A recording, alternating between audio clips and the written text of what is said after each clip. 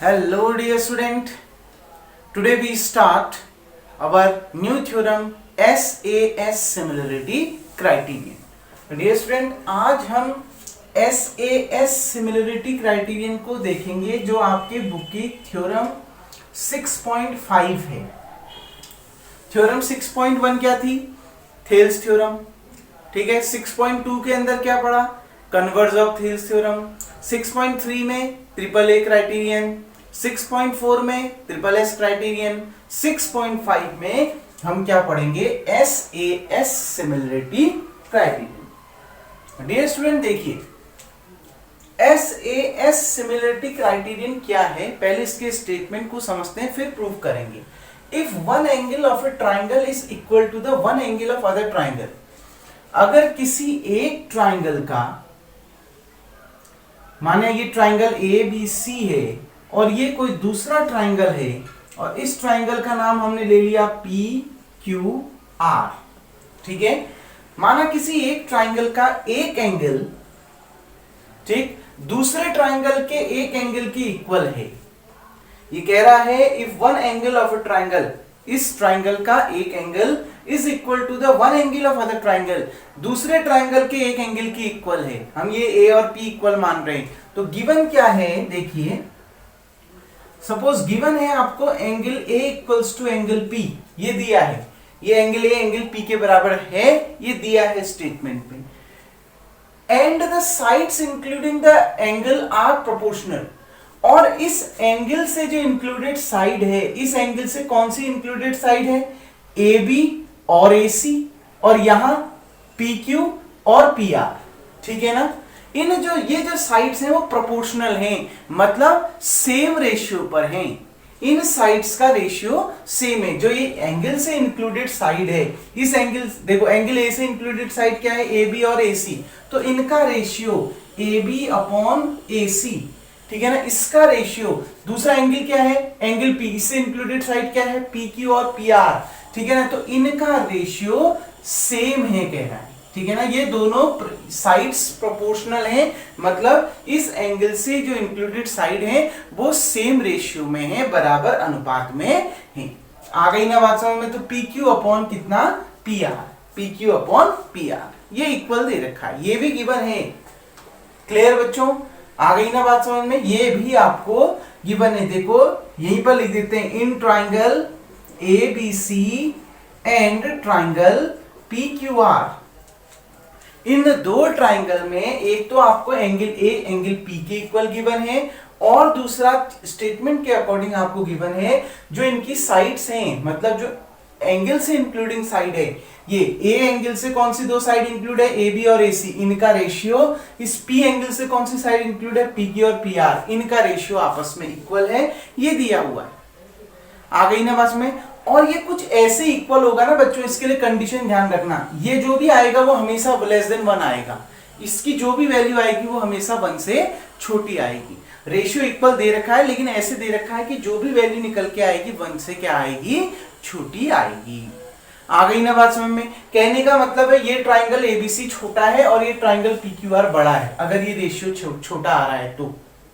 देखिए AB upon AC, कहने का मतलब है ये जो भी आप रिलेशन निकालो इनके बीच में, जो भी आप क्या करिए, जो भी आप इनके बीच में रेशियो को निकालोगे, ठीक है। अब आप ये सोच रहे होंगे आपने इसका रेशियो निकाल दिया AB का, तो PQ के साथ निकालना चाहिए, बिल्कुल वही है, इसमें घबराने की जरूरत नहीं है। ये देखो, इसको क्या लिख सकता हूं? PQ इधर आ गया ना, ये AB अपॉन PQ लिख सकता हूं, ये AC इधर चला गया ना, AC अपॉन PR, तो वही चीज तो आ गई। ये जो रेशियो है वो हमेशा लेस देन 1 आना चाहिए, ये आएगा लेस देन 1। हाँ, ये दो ट्राइंगल हमने ऐसे ले रखे हैं कि इनका जो रेशियो है AB अपॉन PQ और ये जो AC अपॉन PR है वो हमेशा 1 से छोटा आएगा। कहने का मतलब ये ट्राइंगल ABC छोटा है और ट्राइंगल PQR बड़ा है। देखो AB, अगर ये ट्राइंगल ABC छोटा है तो इसकी लेंथ छोटी होगी, मान लिया इसकी लेंथ 1 है, और ये बड़ा है तो इसकी लेंथ 2 है, तो 1/2 देखो 1 से छोटा है। ऐसे ही AC देखो, मान लिया इसकी लेंथ 2 है और ये बड़ा है तो इसकी लेंथ 3 है, तो ये भी 1 से छोटी आ गई ना? तो बस ध्यान रखना ये कंडीशंस हैं इसके लिए। ठीक है, इसमें आप बिल्कुल मत घबराना, जो ऊपर ये लाइन मैंने लिखी है ये और इसमें कोई ज्यादा अंतर नहीं है, क्रॉस मल्टीप्लाई कर दो, यही तो बन रहा है। आ गई ना बात समझ में? तो बिल्कुल नहीं घबराना, यही आपने पढ़ा है तो इसी को लो। आपने यही पढ़ा है ना, ए बी और पी क्यू का रेशियो ए सी और पी आर के रेशियो के बराबर आए, तो वही चीज तो यहाँ से भी आ रही है। थ्योरम के अकॉर्डिंग अभी ये कह रहा है कि एंगल से जो इंक्लूडेड साइड का जो रेशियो है वो प्रोपोर्शनल है, मतलब सेम रेशियो है, यानी A B upon A C P Q upon P R के बराबर है। तो आपने क्रॉस मल्टीप्लाई करके लिख दिया, ये पी क्यू यहां चला गया तो A B upon P Q, ये ए सी ऊपर चला गया तो A C upon P R, लिख सकते हैं ना। तो बस यही कंडीशन आपको दी है, क्लियर? इतना आपको दिया है। लेस देन 1 क्यों लिखा, समझ में आ रहा है? ये दो ट्राइंगल हमने ऐसे लिए हैं कि ये ट्राइंगल छोटा है और ये ट्राइंगल बड़ा है, ठीक है? इसलिए इनके जब साइड का रेशियो है वो हमेशा 1 से छोटा आएगा। अब देखिए डियर स्टूडेंट, अब आगे देखिए हमने जो प्रूफ करना है, हमारा एम क्या है? हमारा एम है ये प्रूफ करना, ठीक है? हमारा एम क्या है कि ये प्रूफ करना कि ये दोनों ट्राइंगल सिमिलर हैं, यानी ट्राइंगल एबीसी को हमने सिमिलर दिखाना है ट्राइंगल पीक्यूआर के, हमने ये दिखाना है ट्राइंगल एबीसी ट्राइंगल पीक्यूआर के सिमिलर है, ये हमने प्रूफ करना है। तो इसके लिए हमने कंस्ट्रक्शन करना पड़ेगा, और कंस्ट्रक्शन हम बिल्कुल वैसा ही करेंगे जैसे हम कल तक करते आ रहे थे। क्या पहला कंस्ट्रक्शन क्या होगा? Let take point D on P Q such that, हमने इस पी क्यू पर एक पॉइंट डी लेना है और कुछ इस तरीके से कि ये पी डी किसके बराबर आ जाए? ए बी के बराबर आ जाए, P D equals to A B. कल तक भी तो ऐसा ही हो रहा था। दूसरा, let take point E on, दूसरी साइड क्या है? पी आर, तो पी आर पर एक पॉइंट ई लीजिए, पी आर सच दैट, हमने पी आर पर एक पॉइंट ई इस तरीके से लिया कि ये पी से ई की डिस्टेंस है वो ए से सी के बराबर आएगी, P E equals to A C, clear? और तीसरा कंस्ट्रक्शन आपने क्या किया? जॉइन, आपने इस डी और ई को मिला दिया, यानी क्या? Join D E, clear? ये हमारा कंस्ट्रक्शन हो गया। अब हम अपने प्रूफ की ओर बढ़ेंगे। तो पहले हम अपना एम सेट करते हैं, एम फिक्स करते हैं कि हमने एक्चुअल में करना क्या है। हमने इन दोनों ट्राइंगल को सिमिलर दिखाना है। अब सिमिलर दिखाने के लिए हम आपके दो कंडीशंस, दो क्राइटेरिया प्रूफ कर चुके हैं, ए और एस। तो आप ट्रिपल ए से भी इन दोनों को क्या दिखा सकते हैं? सिमिलर, और ट्रिपल एस से भी आप इन दोनों को सिमिलर दिखा सकते हैं। इजी ट्रिपल ए होता है। ट्रिपल ए में हमने सिर्फ क्या दिखाना होता है कि करस्पॉन्डिंग तीनों एंगल्स, दोनों ट्राइंगल के जो दोनों ट्राइंगल में जो करस्पॉन्डिंग 3 एंगल्स बन रहे हैं वो इक्वल होने चाहिए। कहने का मतलब है ये एंगल ए एंगल पी के बराबर, ये तो गिवन ही है, ये तो पहले से दिया है। अब हमने क्या प्रूफ करना है? ये एंगल बी किसके बराबर आए? एंगल क्यू के, और ये एंगल सी किसके बराबर आ जाए? एंगल आर के। Angle A equals to angle P तो गिवन ही है। अब कैसे भी करके अगर हमने एंगल बी को एंगल क्यू के बराबर और एंगल सी को एंगल आर के बराबर दिखा दिया तो हम कह देंगे कि ये दोनों जो ट्राइंगल हैं वो ए सिमिलरिटी क्राइटेरियन से क्या होंगे? सिमिलर होंगे। ए क्राइटेरियन से ये दोनों ट्राइंगल सिमिलर हो जाएंगे। ए पढ़ा है ना, उसमें यही तो होता है, अगर क्रॉसपॉन्डिंग एंगल इक्वल आते हैं तो अपने आप साइड्स का रेशियो भी इक्वल आ जाता है और दोनों ट्राइंगल सिमिलर हो जाते हैं। तो बस हमने एंगल इक्वल दिखाने, क्रॉसपॉन्डिंग एंगल इक्वल दिखाने। एक तो दिया ही है, ये बी को क्यू के और सी को आर के इक्वल दिखाना है। तो हमने क्या करना है? कैसे किसी भी तरीके से ये एंगल बी और एंगल क्यू और एंगल सी और एंगल आर को आपस में इक्वल दिखा देना है। तो हम क्या कहेंगे कि ये दोनों ट्राइंगल सिमिलर हो जाएंगे। सेट हो गया ना? आपने क्या करना है? एक तो एंगल दिया ही है, बस बी को क्यू के इक्वल, सी को आर के इक्वल दिखाना है, बस ये आपका एक अब काम रह गया है।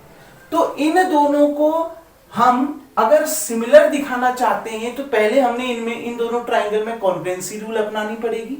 यहां दो ट्राइंगल बन रहे हैं, एक ट्राइंगल एबीसी और दूसरा ट्राइंगल पीडी, इनमें कॉन्ग्रुएंसी रूल को लगाते हैं। तो देखिए, in triangle ABC and triangle PDE, देखो एबीसी और इस ट्राइंगल पीडीई में देखो क्या क्या इक्वल दे रखा है। AB बराबर दिया है पीडी के, AB बराबर दिया है पीडी के, ये दिया नहीं है, ये बाई कंस्ट्रक्शन है। देखिए AB बराबर है पीडी के, बाई कंस्ट्रक्शन है। और ये एंगल A किसके बराबर है? एंगल P के बराबर है। ये वाला जो एंगल है ये P के एंगल के बराबर है, ये गिवन है। सबसे पहली लाइन है, देखो ये तो गिवन है ना, ये ठीक है। और दूसरा, ये AC किसके बराबर है? PE के बराबर है। AC किसके बराबर है? PE के बराबर है। ये भी कहां से आया? बाई कंस्ट्रक्शन, ये भी कंस्ट्रक्शन से निकल के आया। तो कौन सा रूल? SAS। तो SAS कॉन्ग्रुएंसी रूल से ये दोनों ट्राइंगल क्या आ गए? कॉन्ग्रुएंट आ गए। कौन से रूल से? SAS कॉन्ग्रुएंट रूल से ये दोनों ट्राइंगल क्या आ गए? कॉन्ग्रुएंट आ गए। आ गए कि नहीं आ गए? SAS क्या होता है? दो साइड्स इक्वल आए और उनके बीच का एंगल, देखो ये दो साइड है और ये A उसके बीच का एंगल। क्लियर? तो by SAS congruence rule, CONGRUENC congruence rule, ये दोनों ट्राइंगल ABC और दूसरा ट्राइंगल PDE ये क्या आ गए? कॉन्ग्रुएंट आ गए। ये दोनों ट्राइंगल क्या आ गए? कॉन्ग्रुएंट आ गए। अगर ये दोनों ट्राइंगल कॉन्ग्रुएंट आ गए तो इनके करस्पॉन्डिंग पार्ट क्या होंगे? इक्वल होंगे। CPCT से, कहां से? CPCT से, corresponding part of congruent triangle. ठीक है ना, करस्पॉन्डिंग जो पार्ट होते हैं कॉन्ग्रुएंट ट्राइंगल के वो इक्वल होते हैं। तो देखिए कौन कौन से, हमने एंगल A एंगल B तो पहले से इक्वल दिया है। अब करस्पॉन्डिंग पार्ट में ये एंगल B किसके बराबर आ गया? एंगल D के बराबर। एंगल B बराबर एंगल D। और ये एंगल C किसके बराबर आ गया? एंगल E के बराबर। एंगल C बराबर एंगल E। ये कहां से आया? By CPCT। ये दोनों चीज कहां से निकल के आई? By CPCT। लेकिन हमने ये थोड़ा प्रूफ करना था, हमने तो प्रूफ करना था B को Q के और C को R के, जबकि ये निकल गया एंगल B एंगल D के बराबर है और एंगल C एंगल E के बराबर है। लेकिन ये हमने प्रूफ नहीं करना है, ये आ गया हमारा CPCT से। इतनी आ गई बात समझ में।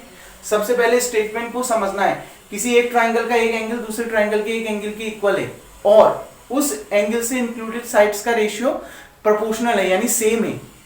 ठीक है ना, यानी AB upon AC equal to PQ upon PR। और इसको आप क्रॉस मल्टीप्लाई करके ये लिख सकते हैं, ये रेशियो 1 से छोटा होगा, इस तरीके से ले रखा है आपने रेशियो। ठीक है, अब हमने इन दोनों ट्राइंगल को सिमिलर दिखाना है, तो हमने एम फिक्स कर दिया कि हमने एंगल A को एंगल P के इक्वल, जो कि दिया ही है, एंगल B को एंगल Q के इक्वल दिखाना है, एंगल C को एंगल R के इक्वल दिखाना है, और ए क्राइटेरियन से हम कह देंगे कि ये दोनों ट्राइंगल सिमिलर है। तो हमने अब क्या करना है, एंगल B को एंगल Q, एंगल C को एंगल R के इक्वल दिखाना है। तो पहले हमने क्या किया, ABC और PDE में कॉन्ग्रुएंसी रूल चेक करी। SAS कॉन्ग्रुएंस रूल से ये दोनों ट्राइंगल क्या आ गए, कॉन्ग्रुएंट आ गए। और अगर ये दोनों ट्राइंगल कॉन्ग्रुएंट आ गए तो CPCT से ये एंगल B एंगल D के बराबर और एंगल C एंगल E के बराबर आ गए। लेकिन प्रूफ तो हमें कुछ और करना है, एंगल B को Q के बराबर दिखाना है और एंगल C को एंगल R के बराबर दिखाना है। इतनी आ गई बात समझ में। इसको मान लेते हैं इक्वेशन नंबर फर्स्ट। अब देखिए डियर स्टूडेंट, अब मैं यहां से स्टेटमेंट को मिटा रहा हूं। उम्मीद करता हूं आपने स्टेटमेंट नोट कर लिया होगा और गिवन वाले पोर्शन को भी आपने नोट कर लिया होगा। अब देखिए डियर स्टूडेंट, अब ध्यान से समझिए, अब हमने क्या करना है। हमें शुरू में एक चीज गिवन है, क्या, AB upon PQ equals to AC upon PR। AB upon PQ equals to AC upon PR, ये शुरू में गिवन था, आपको गिवन है ना, ठीक है। और बाय कंस्ट्रक्शन वी नो, और कंस्ट्रक्शन से हमें पता है क्या, कंस्ट्रक्शन से हमें पता है PD AB के बराबर है, यानी AB की जगह में आप क्या रख देंगे, PD, और AC की जगह में आप क्या रख देंगे, PE। Therefore, देखिए इस इक्वेशन में जो गिवन वाली कंडीशन है, इसमें AB की जगह में आपने PD रख देना है, तो रख दीजिए AB की जगह में PD, अपॉन में PQ, और AC की जगह में PE, और अपॉन में PR ऑलरेडी है। आ गई ना बात समझ में, क्लियर, इतना आ गया ना बच्चों समझ में। देखिए PD upon PQ equals to PE upon PR। अब यहां देखिएगा इसके आगे, ठीक है, इसके आगे अब यहां कर रहा हूं, ध्यान से समझिए। आपको क्या दे दिया, PD अपॉन PQ, यानी ये जो PD है और जो ये PQ है, यानी पार्ट का होल के साथ रेशियो PE अपॉन PR, ये PE और PR यानी पार्ट का फिर से होल के साथ रेशियो के बराबर है। देखो दे रखा है ना, PD upon PQ, PD upon PQ बराबर है PE अपॉन PR के, यानी क्या, रेशियो इक्वल दे रखा है। कौन सी theorem, by converse of Thales theorem. Converse of Thales theorem क्या कहती है, if a line divides the two sides of a triangle in the same ratio, then the line is parallel to the third side of a triangle.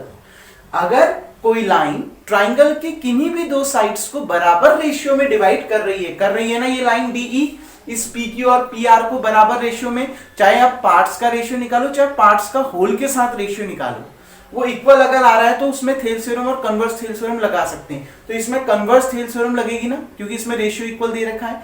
तो अगर कोई line triangle के किन्हीं दो sides को बराबर रेशियो में डिवाइड करता है तो वो लाइन ट्राइंगल के थर्ड साइड के पैरेलल होती है। इसका मतलब है DE किसके पैरेलल है? QR के पैरेलल है। That implies that DE is parallel to QR। ये कहां से आया? By converse of BPT Thales theorem, यानी बेसिक प्रोपोर्शनलिटी थ्योरम। आ गई बात समझ में? BPT से ये क्या आ गया? DE किसके पैरेलल आ गई? QR के पैरेलल आ गई। अगर बच्चों DE QR के पैरेलल है तो ये PQ किसका काम कर रहा है? ट्रांसवर्जल। कल भी पढ़ी थी ना हमने theorem. PQ is transversal and PQ is transversal, तो PQ ट्रांसवर्जल है। अगर PQ ट्रांसवर्जल है तो ये एंगल D और एंगल Q ये कैसे एंगल हो गए? Corresponding angle. ये लाइन DE और PQ पैरेलल है और PQ ट्रांसवर्जल है, क्योंकि ये इन दोनों लाइंस को D और Q अलग अलग पॉइंट पर इंटरसेक्ट कर रही है। तो ये जो एंगल और ये एंगल कैसे एंगल हो गए? Corresponding angle. और करस्पॉन्डिंग एंगल क्या होते हैं? इक्वल होते हैं। यानी क्या निकल के आ गया? Angle D equals to angle Q। और दूसरा ये दो एंगल E और एंगल R भी आप क्या है? कौन सा एंगल है? करस्पॉन्डिंग एंगल है। तो करस्पॉन्डिंग एंगल इक्वल होते हैं, तो ये एंगल भी इक्वल आ गए, angle E equals to angle R। ये इक्वल क्यों आए? Corresponding angle. Corresponding angle. Clear बच्चों? आ गई ना बात समझ में? ठीक, देखिए अब इसको आपने क्या मान लिया? इक्वेशन नंबर सेकंड मान लिया। इसको कौन सी इक्वेशन मान ली? इक्वेशन नंबर सेकंड मान लिया। कैसे आया? समझ में आया? हमें रेशियो इक्वल मिल गया, साइड्स का रेशियो इक्वल मिल गया, तो कन्वर्स ऑफ BPT से हमें पता चल गया ये दो लाइन पैरेलल है और ये PQ ट्रांसवर्जल का काम कर रही है। तो D और Q ये करस्पॉन्डिंग एंगल है जो कि आपस में इक्वल हो गए, और E और R भी करस्पॉन्डिंग एंगल है, करस्पॉन्डिंग एंगल इक्वल होते हैं, तो एंगल E और एंगल R भी आपस में इक्वल हो गए। क्लियर? ये इक्वेशन नंबर क्या हो गई? 2 हो गई। डियर स्टूडेंट देखिए, अब मैं इसको यहां से रफ कर देता हूं जो गिवन वाला पोर्शन हमने यहां पर नोट किया था। अब देखिए डियर स्टूडेंट, इस इक्वेशन 1 और 2 से 2 का यूज करते हुए देखिए, from equation 1 and equation 2। Equation 1 और इक्वेशन 2 को देखिए बच्चों ध्यान से। एंगल B एंगल D के बराबर है और एंगल D एंगल Q के बराबर है। इसका मतलब है एंगल B एंगल D और एंगल Q आपस में बराबर हैं। तो angle B equals to angle D equals to angle Q। Clear? Similarly angle C angle E के बराबर है और एंगल E एंगल R के बराबर दे रखा है। इसका मतलब है एंगल C एंगल E और एंगल R आपस में इक्वल हो गए। Angle C equals to angle E equals to angle R। Clear? That implies that हमने प्रूफ क्या करना है?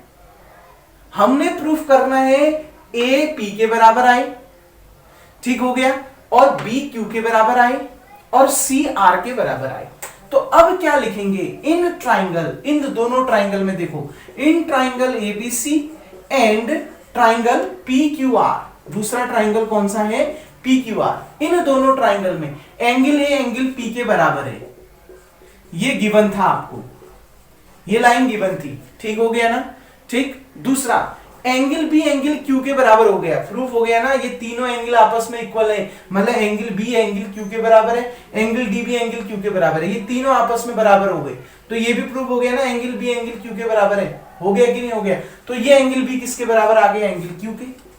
एंगल B बराबर एंगल Q। और दूसरा ये एंगल C किसके बराबर आ गया? एंगल R के, क्योंकि ये तीनों आपस में इक्वल है ना, angle C angle E angle R आपस में इक्वल है, तो एंगल C एंगल R के भी इक्वल है। तो क्या आ गया? Angle C equals to angle R। ये दोनों जस्ट प्रूव्ड कर रखा है, अब भी क्या कर रखा है? प्रूफ कर रखा है। तो कौन सी क्राइटेरियन से, कौन सा सिमिलरिटी क्राइटेरियन से? ए सिमिलर क्राइटेरियन से, है कि नहीं है? By A similarity criterion, similarity criterion तो ए सिमिलरिटी क्राइटेरियन से ये जो ट्राइंगल एबीसी है वो सिमिलर आ गया ट्राइंगल पी क्यू आर के। यही आपने क्या करना था, प्रूफ करना था। कोई डाउट? यही आपने प्रूफ करना था। बहुत इजी है, एस एस एस ए से भी इजी है ही। बस आपने अपना एम पहले ही सेट कर देना है कि आपने प्रूफ क्या करना है। आपको ये दो ट्राइंगल दिए थे, दो ट्राइंगल में एक एंगल इक्वल है, एंगल ए एंगल पी के इक्वल है, और इससे इंक्लूडेड साइड्स का रेशियो इक्वल है, यानी A B upon A C equals to P Q upon P R. Cross multiply करके क्या बन गया था, A B upon P Q बराबर आ रहा था A C upon P R के, और ये रेशियो ऐसा होना चाहिए कि 1 से छोटा आए। क्लियर? तो इसलिए हमने ट्राइंगल एबीसी को छोटा और ट्राइंगल पी क्यू आर को बड़ा ले रखा है। ठीक है, ये कंडीशंस होती हैं इसकी। अब देखिए, हालांकि इसका यूज कहीं पर नहीं है। अब देखिए डियर स्टूडेंट, हमने क्या प्रूफ करना है, हमने कंस्ट्रक्शन किया, हमने इस पी क्यू पर एक पॉइंट डी लिया, पी डी ए बी के बराबर आ गया, और ई इस पी आर पर लिया जिससे पीई ए सी के बराबर आ गया, और एंगल ए एंगल पी के बराबर दिया ही है। तो एस ए एस रूल से ये ट्राइंगल एबीसी और ये ट्राइंगल पीडीई कॉन्ग्रेंट हो गए। अगर कॉन्ग्रेंट हो गए तो सीपीसीटी कॉन्ग्रेंट पार्ट ऑफ, जो corresponding part of congruent triangle equal होते हैं, तो एंगल बी एंगल डी के इक्वल और एंगल सी एंगल ई के बराबर आ गए। लेकिन हमारा एम ये नहीं था, क्योंकि हमने तो इन दोनों ट्राइंगल को सिमिलर दिखाना है, और सिमिलर के लिए हमने कई क्राइटेरियन पढ़ लिए, ए पढ़ लिया, ए पढ़ लिया, और आपका एस पढ़ लिया है। ठीक है, तो ए का अगर हम यूज करें तो एंगल ए को एंगल पी के बराबर दिखाना है, एंगल बी को एंगल क्यू के बराबर दिखाना है, और एंगल सी को एंगल आर के बराबर दिखाना है। जबकि प्रूफ हमारा ये हुआ है कि एंगल बी एंगल डी के बराबर है और एंगल सी एंगल ई के बराबर है। तो अब हम आगे बढ़ेंगे, क्योंकि अभी भी हमारा प्रूफ पूरा नहीं हुआ है। तो हमने किस रिलेशन का यूज किया, जो हमें शुरू में दिया था, A B upon P Q बराबर A C upon P R. तो ए बी की जगह में हमने पी डी रख दिया, और ए सी की जगह में हमने पीई रख दिया। ठीक है, जो हमने कंस्ट्रक्शन से लिया था, वो जब हमने लिया, ठीक है, ये देखो ये बन गया ना। तो P D upon P Q, ये है पी डी और ये है P Q. P D part है, पी क्यू होल है, और पीई और पी आर, पीई पार्ट है, पी आर होल है। क्लियर? तो पार्ट का होल के साथ रेशियो इक्वल आ रहा है, इसका मतलब है ये लाइन ट्राइंगल के दो साइड्स को बराबर रेशियो में डिवाइड कर रही है, ये लाइन ट्राइंगल के थर्ड साइड के पैरेलल होगी, converse of BPT Thales theorem की। क्लियर? तो कन्वर्ज ऑफ थेल्स थ्योरम से डीई पैरेलल आ गई क्यू आर के, और पी क्यू ट्रांसवर्जल हो गई, क्योंकि वो डीई और क्यू आर को अलग अलग पॉइंट में इंटरसेक्ट कर रही है। तो ये एंगल डी और ये एंगल क्यू करस्पॉन्डिंग एंगल हो गए, और करस्पॉन्डिंग एंगल इक्वल होते हैं, तो ये दोनों बराबर हो गए। ऐसे ही एंगल ई और एंगल आर भी करस्पॉन्डिंग एंगल हो गए, जो कि बराबर होते हैं, तो angle E equals to angle R हो गया। क्लियर? सेकंड और फर्स्ट का यूज किया तो हमें मिला एंगल बी एंगल डी और एंगल क्यू आपस में इक्वल आ गए। Similarly angle C angle E और एंगल आर भी आपस में इक्वल आ गए। फिर हमने इन दोनों ट्राइंगल को देखा, एंगल ए एंगल पी के बराबर गिवन है, angle B equals to angle Q है, अब भी प्रूफ किया है, और एंगल सी एंगल आर के इक्वल है, अब भी प्रूफ कर रखा है। क्योंकि ये तीनों बराबर है तो एंगल सी भी तो एंगल आर के बराबर होगा, और एंगल बी एंगल क्यू के बराबर होगा, क्योंकि तीनों ही बराबर है। ठीक है, तो हमारा क्या हो गया, ए सिमिलरिटी क्राइटेरियन से ये दोनों ट्राइंगल क्या प्रूफ हो गए, सिमिलर प्रूफ हो गए। यही हमने इसमें प्रूफ करना था। डियर स्टूडेंट, उम्मीद करता हूं ये थ्योरम भी आपको समझ में आ गई होगी। अब जो रिमेनिंग जो टॉपिक बचे हैं इस आपका सिमिलरिटी क्राइटेरियन में, वो हम नेक्स्ट वीडियो से देखेंगे। जहां तक अब है कि हम डायरेक्ट अब एक्सरसाइज को स्टार्ट करेंगे। डियर स्टूडेंट, आज का वर्क आपके लिए इतना ही होगा कि इसको समझकर आप अच्छे से नोट कर लेंगे।